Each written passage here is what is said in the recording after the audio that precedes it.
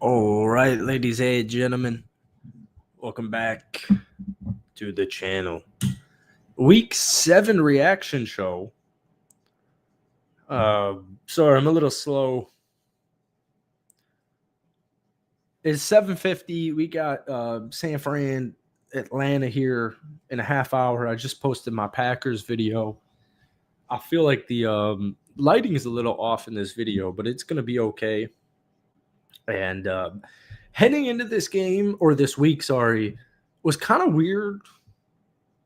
It's just kind of a weird slate. It's a whole week 7 slate. We started it off on Thursday night with a Cincinnati Joe Flacco upset against my man Aaron Rodgers. And that was a whole thing. I really still can't believe the Cincinnati Bengals won it. So they keep their season going. And yeah, welcome back. We'll wait for literally one person to pull up to this. Oh, we've been doing this. Oh, goodness. All right, here we go. Hopefully the audio is a little bit better. My computer just like reset. But all right. Week 7 reaction. As always, folks, hit that like button. Goes a really long way, especially on these streams. So I appreciate you. I actually did not wake up for Los Angeles versus Jacksonville international game, or when I was awake, I just did not feel like watching London or wherever the hell they are. I've said it for so many straight weeks on this show. I hate these international games. I've always hated it. I remember him growing up. They're always annoying. I think they're always ugly, and I'm just not a big fan of it. The Rams won 35-7. Uh, I don't like even evaluating winning or losing teams when they're playing an international football game. And the Jags are now 4-3, and they could use a win. And that's really it with that. You know what I mean? I just don't really have much for that. I think the Rams are super legit. I need to make way more Rams videos. It's been a while since our last Rams video. And any team with Matthew Stafford, even doing all this with Puka being hurt, Devontae Adams doing his thing, that young defensive front is pretty nuts. But yeah, I didn't watch this football game, or at least I have not watched it yet. I'll probably make a Rams video and watch it in the next day or two. New Orleans, Chicago, man, the Bears have won 4 straight games, which is really different for a Chicago native who also happens to be a Packers fan. The Bears have won 4 straight games, and Spencer Rattler slaying it a little bit. I've said for a couple of times now, I still want Rattler to be the franchise guy. Something is so different with this. Let me see if it's that. Is it that? That is the trick. My streaming software started really oddly, and we just fixed that. So I guess we just deployed a new camera, but that has been fixed. And the Saints are 1-6 now. I'll make a Bears video here soon. The Bears are 4-2. It didn't look like Caleb had the best day. Nice fall day in Chicago. Just watching that made me miss being back home and being up in the Midwest. Real just middle of October football game over in Chicago, but I don't know. The Saints roster needs some tweaking, and DeAndre Swift and Kyle Monangai looked like they had one phenomenal game. So the Bears are now 4-2. I think their next matchup might be against Baltimore. I'm actually going to fact check that. Their next matchup is next Sunday afternoon against Baltimore with a probably healthy Lamar Jackson. So we'll see a little how legit this Bears team is. Browns Dolphins. I don't know too many people that probably watched this football game. 31-6. Judkins had 3 total touchdowns. It seemed like he had, I think, 83 rushing yards. Half of that, or around half of it, was on one run. The Dolphins' defensive front actually looked pretty solid. I'm kind of waiting on a Mike McDaniel firing at this point. I feel like it's only a matter of time. Quinn Ewers even came in and stepped in this football game because it was a complete blowout at the end. But Tua, 12 of 23, 100 yards, no touchdowns, three interceptions, no Tyreek Hill. But D. Eskridge was the leading receiver. Malik Washington behind him. Waddle had one catch. Dylan Gabriel barely even threw the football. Dylan Gabriel went 13 to 18, 116 yards, no touchdowns, no interceptions. The wind was winding, the wind was gusting, and the Dolphins went 1 to 13 on third down. So Mike McDaniel, it seems like only a matter of time before he gets fired. I I actually don't think I've made a Dolphins video in over a year. I like Mike McDaniel's offensive philosophy, but as far as him being a leader of men and the head coach, it's just not there. Um, I hate to be like negative, but he looks like he is coked out every single time he goes to the podium, and I wish that was a joke, and it's not a joke. And the Dolphins are now 1-6. Changes need to come, and who has any idea what those changes are even going to look like? But the Browns now are 2-5, 31-6 domination scoreboard victory, and Quinshon Judkins and that Browns defense, we know it's legit.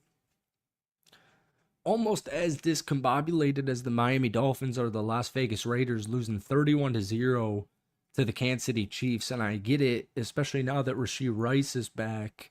Everyone thinks the Chiefs are the Super Bowl favorites. Geno Smith went 10 of 16 for 67 yards. Kenny Pickett even came in the fourth quarter in the backup role because it was a blowout. Ashton Genty ran the ball 6 times. Raiders fans want Pete Carroll to retire. If you're not familiar with Raiders lore, Josh McDaniels was the head coach a couple of years ago and Derek Carr's last year. Or actually not Derek Carr's last year, the Jimmy Garoppolo year. And people called Josh McDaniels Josh McDummy. And he was highly viewed as the worst Raiders coach in a very long time. Pete Carroll has now surpassed that. And Pete Carroll is now, to Raiders fans, at least the media I'm seeing, the reactions I'm seeing, worse than Josh McDummy. And people want him fired. The whole JPJ situation. I don't have too much on Kansas City. I think Kansas City is a really solid football team. Rashee Rice caught a couple of touchdowns. I was playing him in fantasy football. But the Raiders are lost, man. They're completely lost. 2-5 now. They were, luckily able to even get a victory last week. And I've been covering the Raiders for a couple of years now. We do this every single year where it's like, all right, the team's 2-5 now. Season's over. Season's not technically over, but if you're watching these games, the season is over. And the Geno Smith, Pete Carroll experiment looks like it has failed. But we're only 7 games into the season, but it looks like it's failed. Philly, Minnesota.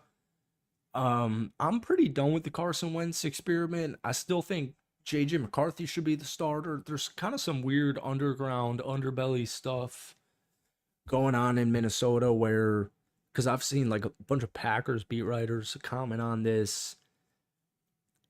A lot of people think that they are babying JJ McCarthy's injury and that he is good to go and that they just don't fully believe or trust him quite yet. So they went with Carson Wentz, and the final score is 28-22. If Carson Wentz didn't throw a pick six, obviously statistically or number-wise, the Vikings win that football game. Carson Wentz went 26 of 42, 313, no touchdowns, 2 interceptions. Both those interceptions came in the first half. One of them was a pick six. And I keep seeing a lot of like Jalen Hurts lore. What's up, Swaggy? How you doing? Jalen Hurts went 19 of 23, 326, 3 touchdowns, no interceptions. At the end of the day, watching this football game, Philly just made plays and Minnesota didn't. Offensively or defensively, Minnesota's defense was pretty damn solid, but they gave a huge touchdown to start it off to A.J. Brown, 45 yards, and a huge one to Devontae Smith later on in the football game. And those were the 2 plays that changed anything. They held Saquon in check, 18 of 44, 2.4 yards per carry. But I don't know, man. I feel like your floor with Carson Wentz, maybe Swaggy, you're here. I feel like the Vikings with Carson Wentz, the best they can do is similar to Gardner Minshew in the Indianapolis Colts. Hell yeah. I watched a bunch of games today. Um, I felt like it was a really shitty week heading into it, and it actually ended up being a pretty damn good week, especially with 4 o'clock slate. But that Vikings Eagles game, I was watching pretty much all of that. I was upset Minnesota lost it, but Carson Wentz missed a couple of throws. I don't know. I feel like you're looking at like a 7 to 10 win team with Carson Wentz as starting quarterback for Minnesota, and I'd rather just go with JJ at this point. Super easy to say. Obviously, Darnold is doing crazy things and probably should have just kept Sam Darnold, but at the same time, I'm hoping this upcoming week they let JJ McCarthy loose. I saw something like he might not be available till week 9. At the end of the day, you lost only by 6 to a Philadelphia Eagles team that just won the Super Bowl. But the way that defense played in the second half, man, I feel like Minnesota with Sam Darnold wins this football game. Colts had a hell of a day. I watched a bunch of this Carolina Jets game. Real snoozer, real boring game. I've been keeping more attention to Carolina recently because they've now won 3 straight games and they are above 500 for the first time since 2021. Bryce Young went down with an ankle injury, and Bryce Young's statistics weren't even good. But that Jets defense, man, Jets defense played good. Rico Dowdle, Chuba Hubbard just came back. Mitchell Evans had a couple of nice catches. Xavier Legette had a great football game, but the whole thing watching this was defense for Carolina. They had a great J.C. Horn had 2 picks. Derek Brown had 2 sacks. Scorton was there. He was getting home. He had a great game. Uman Mielen was getting home. He had a good game. He got a little banged up. But Justin Fields got benched. I just made a Jets video yesterday talking about Justin Fields, and it looks like it's over. His jersey's right over there in the Steelers. But Justin got hurt with like what looked like a concussion on a late hit from Carolina. And I don't think he started the third quarter. And he came back healthy. Justin Fields got looked at for a concussion. And then the start of the next half, they started Tyrod Taylor. So we'll see if it's injury related. But it looks like just a straight up benching over in New York or New Jersey. Herbert, I picked up Gadskin right before the game started, so I'm happy with that. Justin Fields holds the ball for so long. That's what we were saying in the video the other day. And Aaron Glenn is saying Lamar Jackson does the same thing. And we're watching the film, and it's like, hey, should throw these footballs. We have New England, Tennessee. Kind of a close first half game. It actually started really hot Tennessee's way, but Drake May is an MVP candidate. Drake May's got a beautiful deep ball. And we saw more Ramondre Stevenson. I don't think we saw really any Travion Henderson today. But New England's picking it up now. They've won a bunch of games in a row. Be getting a Pats video out in the next day or two. And Cam Ward and the Titans offense look really good in the first 2 quarters. And then it's just, yeah. Yeah, Gadskin's, I saw that he was the starter even when Noah Fant came back. So I had to pick him up. And he had 30 points in this game on my bench, but that's a good problem to have. The Packers won. We'll get there in a couple of games. Denver, New York, I'll be honest, I haven't watched this, didn't see a single clip of it. I can't believe the Denver Broncos won this football game. I really don't know how. They scored all of their points in the fourth quarter. This was one of those games where you're watching it box score wise, first quarter, second quarter, whatever, and you're thinking, oh my God, the Giants are up 13-0 at halftime. What the hell is going on in Denver? And then it became 19-0 heading into the fourth. And Bo Nix had 4 total touchdowns in the fourth quarter. and they won the football game. They had a defensive stop as well.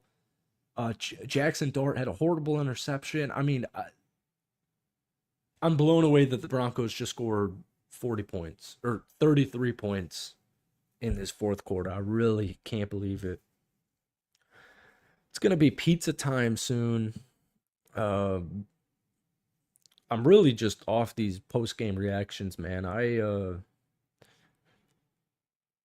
I'm not quite sure what to post on YouTube at this rate, but we'll figure it out. I did Panthers and Packers today. I don't know. We'll see. Herbert in fantasy, 38-24. I was going up against Jonathan Taylor. Thankfully, I have Olave and Jacobs and Dak and McCaffrey, a couple of players. Jonathan Taylor's 3 touchdowns. They were all so quick, too. Jonathan Taylor had like 2 touchdowns. He had a touchdown, in the first quarter, second quarter? I was pissed. Then he like starts off the third with a touchdown. I was freaking out. The Colts, man, are 6-1. I was thinking about this earlier because I do need to make a Colts video probably tomorrow.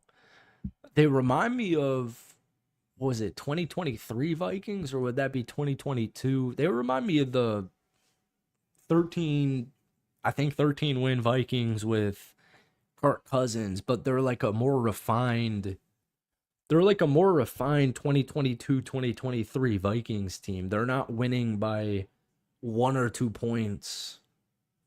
They're winning by a possession or whatever, but the Colts are now 6-1. They've got Tennessee next weekend. They were the best team, I guess, tied with Tampa. And on the road in LA, it's crazy. Yeah, that's what I mean, is like the Vikings kept winning these 1-score games. They had that crazy comeback, historic comeback against the Colts. It's like if that Viking season wasn't chaotic. Herbert had 420. Oh my goodness. Vidal, 9 carries, 20 yards. Herbert's the leading rusher. They need Hampton back ASAP. Keenan Allen had 14 targets. Ladd had 15 targets. Gadsden had 9 targets. I gotta watch that whole game and make a Colts video. 6-1, dude. The Colts are 6-1. Yeah, they were down big. What was it, like 20? There's something bad at halftime. That was another one of those blowouts. That leaves us with Green Bay, Arizona. I just made a Packers recap. I mean, as a Packers fan, that game was so annoying. I'm so happy they came away with a victory. I'm honestly surprised. Micah Parsons had 3 sacks. Micah Parsons, like, almost pretty much won that game. Looking back at it, not Jordan's best. Josh Jacobs was banged up and sick. They're getting healthier. Christian Watson should be back any week now. Jaden Reed will be back eventually. Offensive line's getting healthy. I will take 4-1-1. I hate ties so much, and I hate it so much. I'd almost rather be 4-2 than 4-1-1. But I just made a Packers video. Defense was huge. Jacoby Brissett, man, the Cardinals have all 7 Cardinals games have been 1-score games. And they just seem so close. And obviously Kyler hasn't played, and Kyler didn't play. Jacoby did a great job. Their defense, I think, is underrated. It just keeps feeling like I'm saying the Cardinals are a year away. Feels like I just keep saying that. Carly is sweet.